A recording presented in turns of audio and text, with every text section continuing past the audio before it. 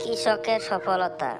উদয়পুর গ্রামে ছিল এক বৃদ্ধ কৃষক ও তার দুই সন্তান, আব্দুল আর সাব্দুল। আমার ছেলে দুইজন যে গেল কোথায়, বুড়া বয়সেই এখন আমাকে সব কাজ করতে হয়।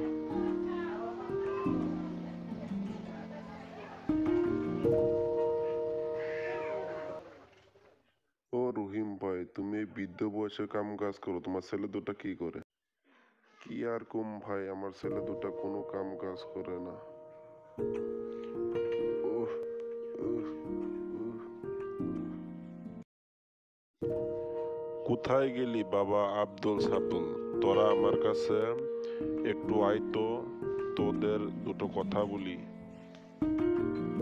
শীতের সকালে ডাকলে কেন বাবা? কিছু বলবা নাকি?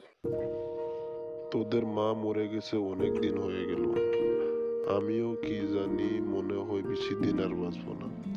তোরা আজ থেকে আমার এই অল্প জমিতে মন লাগিয়ে দুই ভাই এক মনে কাম করলে একদিন সফল হবি।